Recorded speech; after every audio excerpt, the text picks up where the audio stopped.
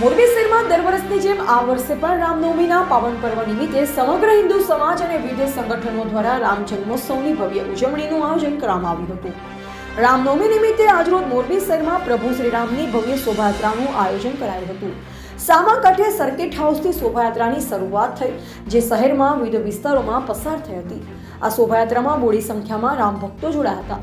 આ શોભાયાત્રામાં બગ્ગેને શણગારેલ વાહનો સાથે બેન્ડ બાજા સાથે રામ ભક્તો જોડાયા છે। શહેરના 30થી વધુ સ્થળોએ હિન્દુ સંગઠન દ્વારા શોભાયાત્રાનું ભવ્ય સ્વાગત કરવામાં આવ્યું। બાળકો શિવ, રામ અને કૃષ્ણ જેવા પૌરાણિક પાત્રોની વેશભૂષામાં તૈયાર થઈ આ શોભાયાત્રામાં જોડાયા હતા।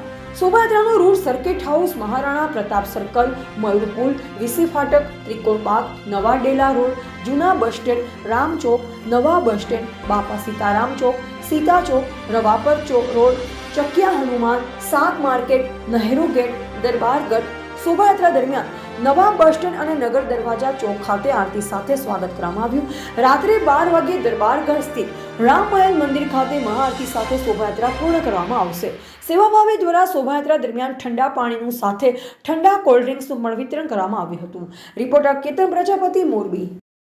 મોરબીમાં જે રામ જન્મ ઉત્સવ અનુસંધાને જે સમગ્ર હિન્દુ સમાજ દ્વારા જે શોભાયાત્રાનું આયોજન કરવામાં આવ્યું છે, જે શોભાયાત્રા સર્કિટ હાઉસથી ચાલુ થઈને મોરબીના રાજમાર્ગો ઉપર થઈને દરબારગઢ રામ મહેલ મંદિરે મહાઆરતી કરીને પૂર્ણ કરવામાં આવશે, જેમાં અલગ અલગ સમાજ અને સંગઠન દ્વારા જે સરબતના એના સ્ટોલ બનાવવામાં આવ્યા છે, સ્વાગત પોઈન્ટ બનાવવામાં આવ્યા છે અને સમગ્ર મોરબી જિલ્લાની સમગ્ર હિન્દુ ધર્મપ્રેમી જનતાને આ એક આહવાન છે કે હકીકતમાં જ્યારે કોઈ પણ ધાર્મિક તહેવાર હોય ત્યારે નાત જાતના વાળા ભૂલીને આ શોભાયાત્રાના સહભાગી બને અને સમગ્ર હિન્દુ સમાજ ધાર્મિક તહેવાર ઉત્સાહથી ઉજવે એવી અમારી સભે બધા જ હિન્દુ સમાજને નમ્ર વિનંતી છે। મોરબીના રાજમાર્ગો પર શ્રી રામચંદ્ર ભગવાનના પાવન જન્મદિવસ નિમિત્તે ભવ્ય શોભાયાત્રા પસાર થઈ રહી છે અને આ શોભાયાત્રામાંથી નગરમાંથી ધર્મપ્રેમી જનતા ખૂબ મોટા પ્રમાણમાં બહોળી સંખ્યામાં ઉમટી પડી છે।